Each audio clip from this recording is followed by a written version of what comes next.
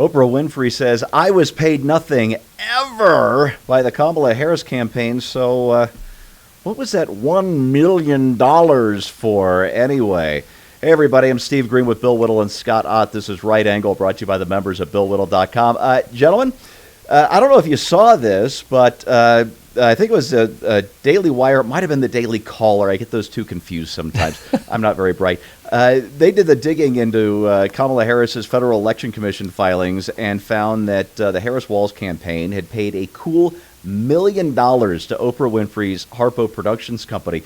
And it was for the town hall where Oprah endorsed Harris back in September, if you remember that thing. But Oprah denied it. She was caught on a back street by one of those TMZ video crews on Sunday or Monday, and asked if it was true that they paid you $1 million for the endorsement for Kamala.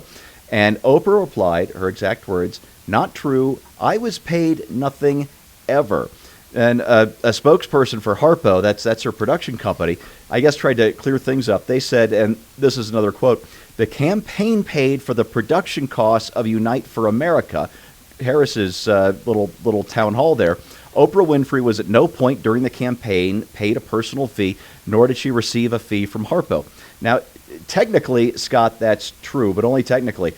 Scott, Oprah founded Harpo and owns Harpo and effectively is Harpo. And as a Federalist, Sean Davis asked on Monday, as a legal matter, how are secret bought and paid for endorsements even legal? If you can't run a paid ad without a clear disclosure, how on earth can you run a paid endorsement without a disclosure? Yeah, and did they give that service to her at cost? I mean, was there like no profit for the organization in that? And she may be technically correct in saying that she didn't get paid a fee to do the endorsement, but as soon as you started talking about this, I hadn't previously heard about it, but I assumed, they're probably going to say it was for the setup, it was for the production. The reason I thought that is because I read another story about a podcast that Kamala Harris appeared on, and because Harris didn't want to travel to where the podcast is made, her same excuse for not being able to appear on Joe Rogan's podcast. She was trying to get Rogan to travel to her. Anyway, they had the podcaster travel, I think, to Washington, D.C., and they spent $100,000 recreating the set of the podcast to make those sons of bitches. Yeah. Let me jump in here. Go ahead. Mary Catherine Ham, who I very, very slightly barely know, said that looking at that set, it's $189.99 at TJ Maxx. Yeah, it did have kind of an IKEA feel to it, like it was something that you could have carried, collapsed in boxes on the roof of your Volvo.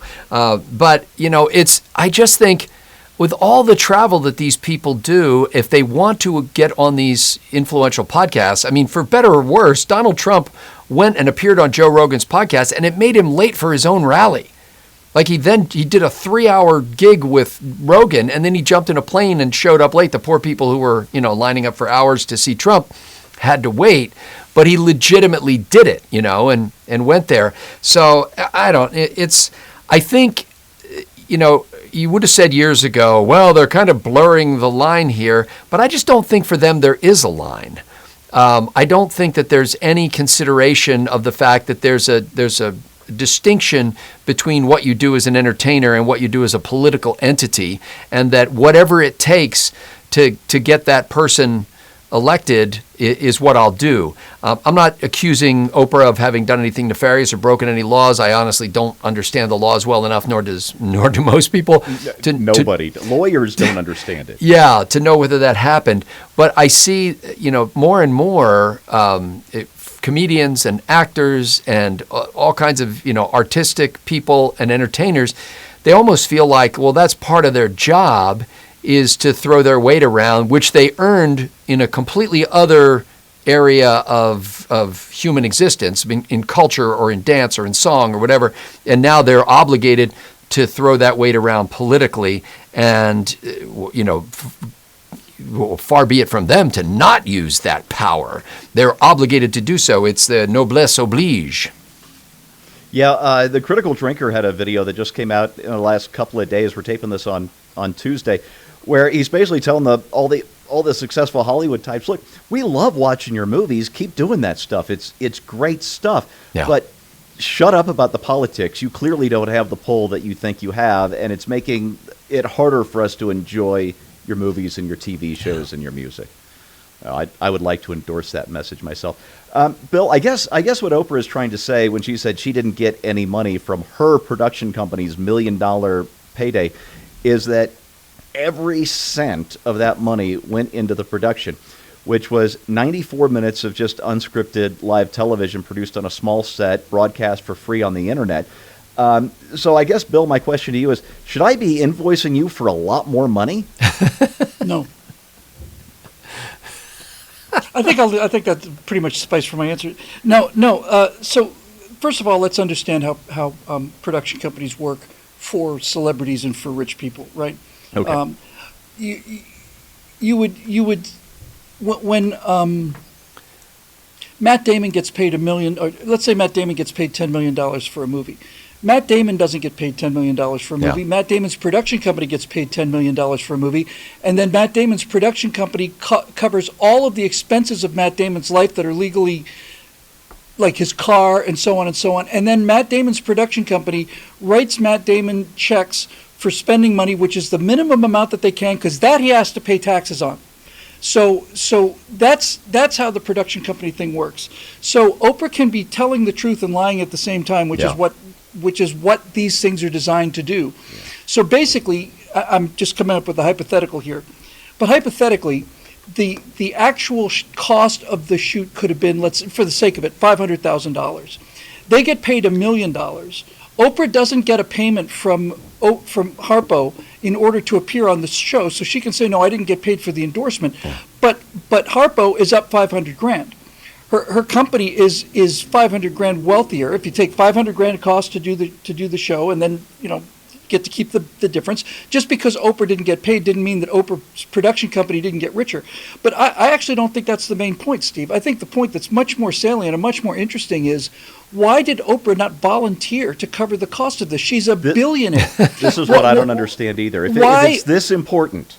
If it's this important, why are you going to accept $1 million of limited in the case of, at least theoretically limited? She had $1 billion to spend. Why is it that if Oprah is such a staunch supporter of Kamala Harris and has this production company, why did Oprah, number one, accept any money for the thing that she did with them? In fact, why didn't Oprah volunteer her production company to help defray the costs of other productions that she may need? Oprah's production company could have taken that, I'm sure, as a tax credit. Ooh. So the whole idea that she accepted money for this is a little sus, as the kids say. But now you start getting into a much more interesting question. For instance, I just caught it in one of these, compilations of all these people weeping after the election. But there's like this 10-second thing of Lance Bass, who you may remember from NSYNC, right? Yeah. And Lance Bass is saying, "What are we going to be saying on to Donald Trump on Wednesday morning?" And he turns the camera over, he's doing a selfie, and there's Kamala Harris standing next to him saying, "Bye-bye." And I'm thinking, okay, did Lance Bass get paid to do that? Did Beyonce get paid? Yeah. Beyonce's a perfect example. We know Beyonce got paid. Okay, so that's now you're actually you're certainly crossed a moral line, if not a legal line. If you're saying that this person is endorsing me for president, this famous person, Beyonce, thinks I'm a great person for president, but you're paying her $1 million to come out and say that, then forget the legal and the economic ramifications. Morally speaking, that is not an endorsement. An endorsement is when somebody says, I'm willing to put my reputation and my personal beliefs on the line and say, I back this guy. I never thought it'd be possible to say that I had something in common with Oprah Winfrey. But the truth of the matter is that Kamala Harris didn't pay either one of us to be involved in the campaign in any way. Well, and if I remember, and I'm doing this off the top of my head, I didn't think to bring the spreadsheet with me. And by the way, a GitHub user, I can't remember his name, Gaius or something like that, posted the Harris campaign's FEC filings on GitHub. You can scroll through and see all this stuff. And I believe the celebrity endorsements, like the $3 million for Beyonce and the whatever it was for Lizzo, all of that stuff. added up to something like $15 million worth of celebrity endorsements. Let me just say, I know it's too late now, but I would have endorsed her for considerably less than that. Yeah, my honor is worth I don't know, $250,000. There you go. It's out there. Make of that what you will, everybody. No, you can't. I hardly endorse this product or service. Or candidate, whatever we're calling. $3 million. What kind of person do you think I am? Oh, we've already established what kind of person you are. Now we're just haggling over the price. This is the best laundry detergent or political candidate I've ever known. Oh boy, Harris outspent Trump by about 2-1 in this election cycle, and it's pretty impressive considering she only been the nominee since the end of July, beginning of August. But hey, fair and square, raised $1 billion. What are you going to do? The real tell is, though, she outspent Trump 6-1 on staffer salaries. 6-1. What were those people doing? I guess they were building TJ Maxx sets. I don't know. But I'm reminded a little bit of Hillary Clinton's failed campaign against Trump in 2016. Again, outspent Trump by nearly 2-1. These figures I do have in front of me. It was $1.2 billion to Trump's $646 million. And a lot of that money was Trump's own money before he even started fundraising. But the only time Hillary Clinton ever displayed any frugality was when she canceled her victory fireworks show just like 2 days before the election. So I guess what happened is she finally took notice of Wisconsin and put a stop on that fireworks check real quick. But what it comes down to, I think, is this. So weak. It's just so weak. I know.